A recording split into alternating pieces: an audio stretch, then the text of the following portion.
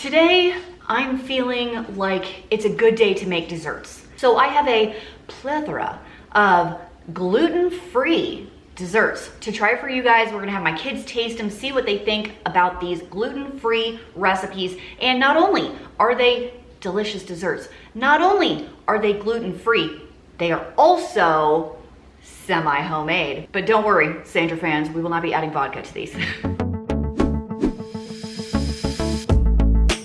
Most of our recipes today kick off with a gluten-free mix of some kind. Now, my stores are pretty limited in their brands, so I just found whatever I could. But if you have a brand that you prefer, feel free to pick that one up. Yes, recipes will be linked down below. Let's start it off with a brownie ganache torte with fresh strawberries on top. You're not gonna believe how easy this is to come together. You just need a mixing bowl. My oven is at 350. I have a package of gluten-free brownie mix, whatever brand is fine. I hope this Great Value one is good. It was the cheapest one I could find. Okay, so I have my brownie mix, 2 eggs, and a 1/4 cup of melted butter, which I just did in the microwave. So let's go get that. Okay, here we go. Stir until combined. Calling all you freaks and nerds, you're just missing what you want. My brother's going down the drain. My sister's moving. Once the batter is mixed, I'm gonna spray an 8-inch springform pan with some cooking spray. No flour, just cooking spray. And then dump our batter in there. But everybody's singing along. It's okay, we'll all soon be gone. Bake at 350 for 25 to 30 minutes-ish until it is cooked all the way through. Later. And our springform pan has cooled for, I don't know, about 10 minutes or so. We're gonna want to get a knife, kind of run it around the edges a bit, and we're gonna take this outside part off and let it cool all the way, just in this bottom piece. So I'm just running my knife around a little bit. Pop that off. I'm gonna go one more time, just so it's not sticking on the sides. It's stuck a little bit, but it's okay. Let go, brownie. Ooh, oh. Okay, there we go.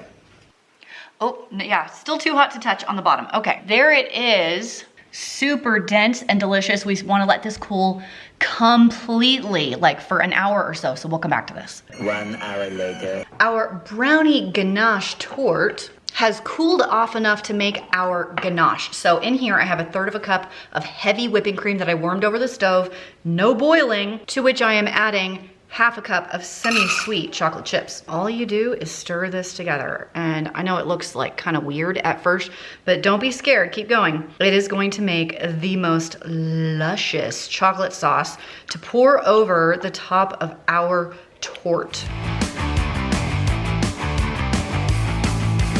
Hey, what's the matter with the bright red lights? There's our sauce. Now let's pour it over our brownie concoction. It's not really even on that plate. I should be using a cake stand, but it's gonna be fine. It's times like this I really wish I had an offset spatula. I should probably just go buy one. I've always wanted one my whole life. I've never bought one. Place to go for all your spatula needs. Spatula City! Spatula City! Now you add your fresh berries. And of course, you don't have to use strawberries. You can do raspberries if that's your thing. I personally like strawberries better. And I'm not fancy here, so I'm actually just gonna kind of pile them on top like this. Doesn't that look beautiful? And if you want to be even super extra, you can whip up some homemade whipped cream to top that off with. I cannot wait to dig into this. I am definitely trying all of these desserts today, for sure. Everything's alright. We don't give a damn this time.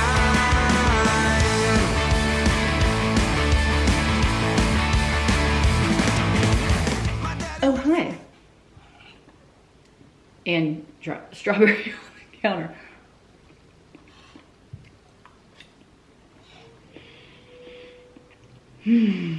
That makes me wildly happy. The brownie part on the bottom is so dense in a good way. Ganache is delicious. And the strawberries give it this lightness. So it almost feels like it lightens it up so it doesn't feel like a heavy dessert. I'm gonna eat this whole piece in front of you. Sometimes I'm like, why use a fork? Like, pick it up. Manners, Christine, that's why. You need to make this. Gluten-free or not, this is a dessert to impress. Excuse me, I'm gonna go be alone. Okay. I love cooking in the kitchen, but sometimes I don't like to just hang out by myself. So when those times come around, I love to listen to audiobooks. So I can enjoy a story while I'm working in the kitchen. It makes the time go by really fast. So huge thanks to Audible for sponsoring today's video. At Audible, you can find the largest selection of audiobooks ranging from bestsellers, new releases, memoirs, languages, business, motivation, and even original entertainment from celebrity creators and thousands of popular podcasts also. As an Audible member, you'll get 1 credit every month, good for any title in the premium collection. That means the latest bestseller or the title you've been meaning to pick up, but you haven't quite gotten to it yet. Those titles are yours to keep forever in your Audible library. You will also get full access to the Plus catalog, which is filled with thousands and thousands of audiobooks, fitness, meditation, sleep tracks for better rest, including ad-free versions of your favorite shows. All of this is included with your membership, so you can download and stream all you want, no credits needed. If you want to try out Audible for free for 30 days, all you have to do is go to audible.com/frugalfitmom, or you can text frugalfitmom to 500-500. And you know I was not going to leave you hanging. From a book lover to a book lover, here are my recommendations for right now. I just finished The 4 Winds by Kristin Hannah. It was super interesting because I got to learn a lot about something I didn't know a lot about. Like, I kind of knew about the Dust Bowl, but not really. Now, I don't want to ruin it if you haven't read or listened to it yet, so I'm not going to tell you what happens, but I was a little surprised by the ending, and that does not happen to me very often. I am also currently listening to A Discovery of Witches, actually book 2. I had a ton of you guys telling me that you were loving this book series, and I have not seen the TV show, so I couldn't say how it compares, but the story's super interesting. I could talk about that one, but I won't get into it too much. And here is a great recommendation. I first heard about These Is My Words when I did it for a book club. I would have never found this book otherwise. It was a really fascinating story and really kind of sucked me in. I enjoyed this one quite a bit. Now, if you're looking for something more lighthearted and fun, you need to check out The Finisher by David Baldacchi. Is that how you pronounce his name? I never know how to say his name. I believe there's 3 or 4 in this series. It's a young adult book, so it's slightly easier to read, and even your teenagers might really enjoy it if you wanted to listen to it in the car or something like that. I'm a huge fan of a strong female protagonist, so I really enjoyed this for that reason. And last recommendation is one I just got Andrew to express interest in after I pushed it on him a little bit. The Maze Runner by James Dashner. Now, I read the books before the movies came out, and sometimes it helps the kids to listen to it to get into the story before they jump into a big novel. But I'm telling you right now, don't go watch the movies. I was so horrible to sit next to because Dave hasn't listened to this book, but he did watch the movies with me, and I was like, that's not how they did it in the book. That's wrong. They're doing this wrong. Yeah, that's me. If I've read the book first and then see the movie, I'm really annoying. Anyway, those are my recommendations from Audible today. And if you want to try them for 30 days, listen to it in your car, listen to it while you cook, listen to it while you clean the house, get your kids interested in a book. All you have to do is go to audible.com/frugalfitmom or text frugalfitmom to 500-500. Thanks to Audible, and let's check out these desserts. With a gluten-free yellow cake mix and a jar of apple pie filling and some cream cheese as our base, we can make, I forgot what they're called. Hold it right there! The fuse is out. Apple Streusel cheesecake bars. Bust out your 9x13 glass baking dish, and we're gonna mix our yellow cake mix with butter with a pastry blender and make a crust. I know. This is cold butter, and of course, even though this is a gluten-free dessert video, feel free to make this with regular mixes if you are not gluten-free, and you don't need to worry about that. But I like that there are some cool options for our gluten-free folk. Way more than there were like 10 years ago. I had a friend that was diagnosed with celiac disease. Oh my gosh, that must have been 12 years ago now. And he really struggled, well, the whole family struggled trying to figure out like what to make. They didn't have all of these specialty ingredients or mixes like they do now. So it was really hard back then, and I find it, a lot easier to find these specialty mixes these days in 2021. I have my 9x13 pan. This is not greased in any way. And my crumbled up butter and yellow cake mix mixture. I set aside about 1.5 cups for a nice topping, but the rest of it is gonna be the crust. So this goes on the bottom like that, and just spread it out and kind of mush it down and bake it for 10 minutes at 350 to make our crust for these bars. And while this bakes, we will mix up our filling, our cream cheese apple filling. And listen, I have been mixing yellow cake mix and butter like this ever since I worked at Boy Scout camp. Every week on Thursday, we had a Scoutmaster Dutch oven cook-off. And the key, and the things that a lot of them didn't know, is that you could use butter and a cake mix and sprinkle it on top to make this awesome fruit crumble. It's more like a crisp than a cobbler, and it was so delicious. It won every time. Okay, 10 minutes for that. For the filling, I have 2 packages of softened cream cheese. I just got this 2-pack of Philadelphia. At my Walmart, the only brands I can get are Philadelphia and the Great Value brand. So I decided to go with the Philly because my friend Jen says it tastes better than the off-brand.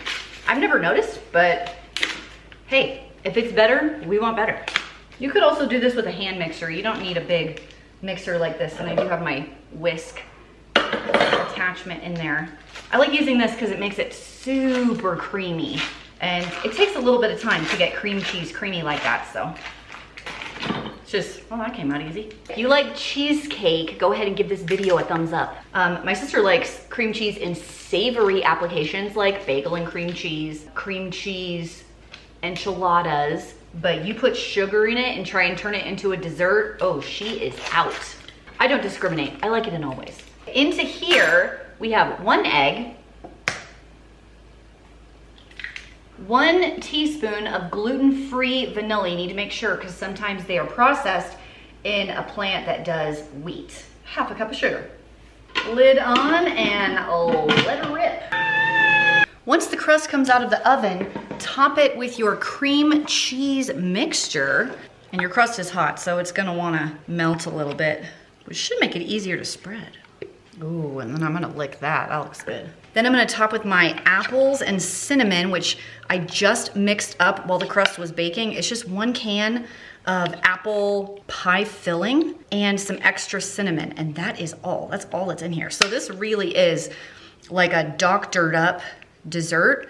So it's partly from scratch, and then partly you have some help from some previously made things, which makes putting a dessert together so much easier. Sometimes it can be overwhelming to do everything from scratch. For those that want to impress, but don't want to spend all day working on a dessert, I think these are some great options, great shortcuts. The only thing that would make this better is if the apples were slightly smaller, but that was one extra step I didn't want to do. Next, we have our reserved crumble topping that we will sprinkle over the top like this. You could also add some nuts to this. Walnuts would be really nice, but my son Ryan doesn't really like nuts in desserts. It's a texture issue. I am going to leave those out, but if you like them, feel free to put those in. So just sprinkle all of that over the top and bake for 35 to 40 minutes until it's golden brown, and then let it cool. 1 eternity later. Here are the cheesecake bars. It smells heavenly. Can you have this for breakfast? I mean, it's like apples and cream cheese, right? Feels like you could have it for breakfast. That's freaking amazing. You're definitely gonna need a drink with this one. I'm gonna put a little bit fewer crumbles on top. I think the top could probably read as a little dry. Like I just set aside too many, I love desserts. I don't make them very often because I have no self-control when they're really delicious. So what am I doing with the rest of this? I'm gonna take it over to my brother's. They have 7 people in their family. They'll demolish it. You would never guess. I truly think you would never guess any of these were gluten-free. So good. I have no head. I have no head. Our pets' heads are falling off. It's amazing the amount of things you can do with a brownie mix. This time we're gonna take the same gluten-free brownie mix and a pizza pan that's sprayed with cooking spray. Can you see it? And we're gonna make a brownie crust dessert pizza. Fruit, sweetened cream cheese. It's like what dreams are made of. So I do have another clean mixing bowl. We're gonna mix up our brownie mix with whatever it says on the back. Just mix it up just like it says and pour it onto your pizza baking dish. Do this. I don't really know what that means. Let's make brownies. Dang it. Look. I dumped it on the counter. I was really trying not to make a mess. Oh, shoot. I was really trying. Dose eggs. Oh, nope. Nope. That wasn't impressive at all. We'll use a dingle hopper to stir this time. A dingle hopper. Melted butter. Flinging it everywhere.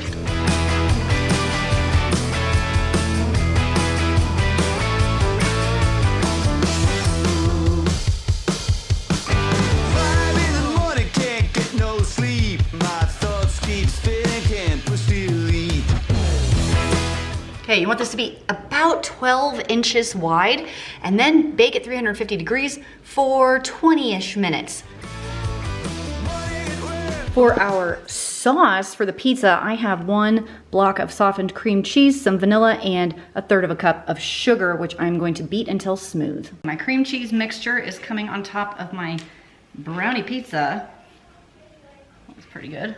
Once again, offset spatula. Wouldn't that be nice? I think a knife might actually work better than this. Now we'll add our berries. I have strawberries and blueberries here, mostly because my store was out of blackberries, which I always also wanted to add. But I stirred them in about 1/2 cup of grape jelly, just homemade grape jelly. If you don't have a homemade one, you can use apple jelly, just something super smooth and sweet. And I kind of stirred all those together. So these will now go on top like this. Kind of spread it all out to the edges, you know, so it kind of looks like a pizza. And then chill it in the refrigerator for 30 minutes to an hour until the whole thing is set. I did have to warm up my jelly a little bit so it was smoother and I could spread it out like this. See you in an hour. I suspect I'm gonna have a hard time getting this off because it's spread out further than I sprayed it. So that is an issue. These are not my favorite pizza pans. I got this from Costco, I think, and I find them to be really cheap. I'm gonna use my big pizza cutter. See if I can get this off this pan so my kids can taste it. I think this would be super fun for the kids to have. It's enormous, like it's spread to basically a 12-inch pizza. I'm trying to cut the pieces kind of smallish. Let's see if that works at all. I have this grilling spatula that's kind of heavy duty. Oh, maybe it's too cold because it was in the fridge for a while. Oh, I think we're getting it. Oh my gosh, it's working. Yes. Oh my gosh, it's perfect. Look how perfect that slice is. I should probably try the first piece, right? Like, just to be sure.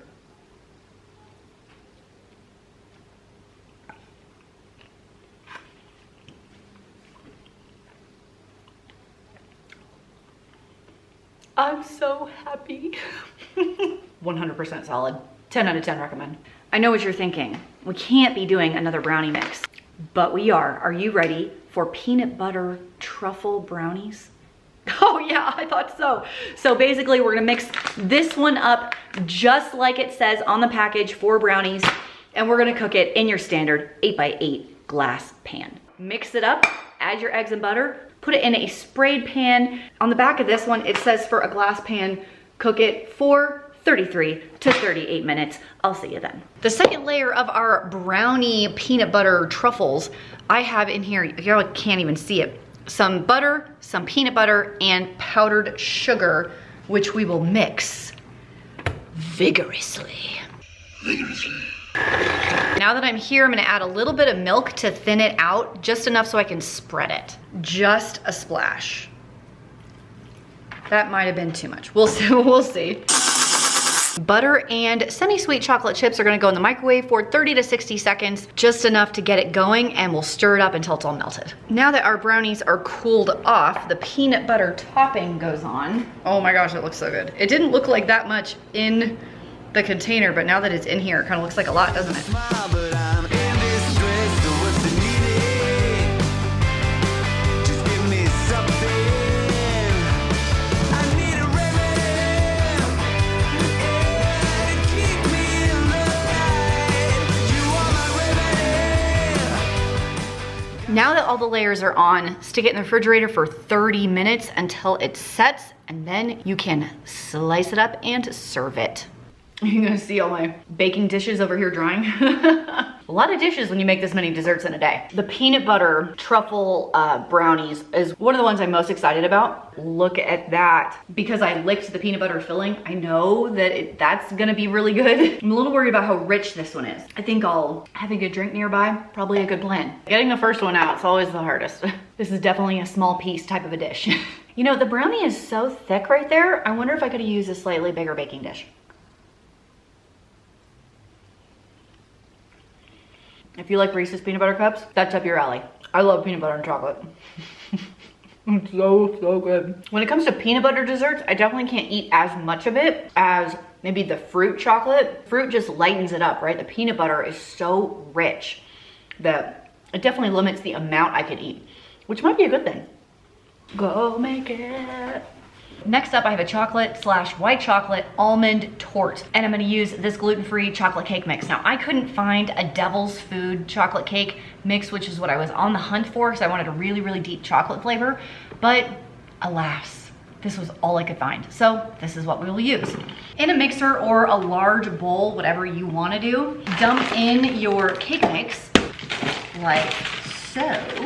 3 eggs, and 1/2 cup softened butter.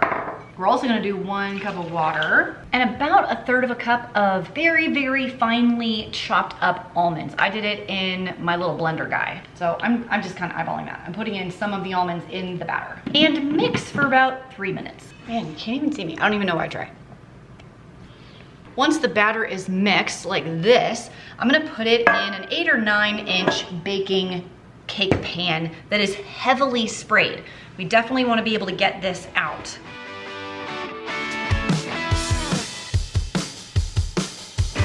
Friday night, we're at E's bar. You're smiling at me like I'm a star. Yeah. It's gonna be about 45 minutes in a 350-degree oven, unless you have a dark pan like this, and then it's gonna be 325. Is it done? Oh, that's very pretty. Oh yeah, that's done. 100%. It bounces back just a little bit when I poke it. I'm trying to get this on with one hand. Because I'm holding the camera with one hand. Okay, we got it. Okay, now the real trick is letting that cool 100%. And then we can finish it with this amazing white chocolate sauce with almonds on top. Now that my chocolate cake is done and it's cooled off, so it's 100% cool, I can slice it in half and make the filling that goes into it. And it's really easy. Step 1, I have the nuts that I already mushed up. In my case, almonds. You can do hazelnuts, walnuts, whatever nut you want to use. So I have roasted salted almonds here that are really small, and just 2 other ingredients that will cook on the stove for about 7 to 8 minutes. This entire can and 2 ounces of white chocolate. In a saucepan, 1 entire 14-ounce can of sweetened condensed milk. Do not mix this up for evaporated milk. You will not get the same result. That entire bar is 4 ounces, so I'm gonna use half of the bar, which is 2 ounces of white chocolate. Put that in and put it on your stovetop under low heat until it's melted, and cook until slightly thickened, about 8 minutes. Now that my cake is sliced and my condensed sweetened, well, I'm saying it backwards, sweetened condensed milk and chocolate, I cooked it for about 8 minutes until it got thick, and then I let it sit for 10 minutes and added 1 teaspoon of just vanilla extract. And now I'm going to pour half of it on this layer of the cake. Just give me something. I need a remedy. Yeah, Then take your crunched up nuts, whichever kind you picked. Mine are almonds, and put a layer there, and then the top of the cake. Like that. Here comes the rest of the topping. Definitely going to trickle off the sides. That's fine, totally fine. You kind of want it to. That's one more time. And make a huge mess on your cake pan. I should have put wax paper there to keep it clean so it's not quite so messy. Try and wipe all that off. Sometimes it is about presentation. Why am I here? Time and again. I'm being alienated by you and your stupid friends. Don't wanna be your friend. If you're looking for a rich, decadent dessert, this is it. I would have liked to use hazelnuts in this, but I couldn't find hazelnuts anywhere in my town. So I went with the almonds, but I think if you did hazelnuts and kind of like a Nutella flavor, I think that would be off the wall. Overall, this is really chocolatey and rich. So if you love like densely chocolate stuff, this is gonna be hit for you.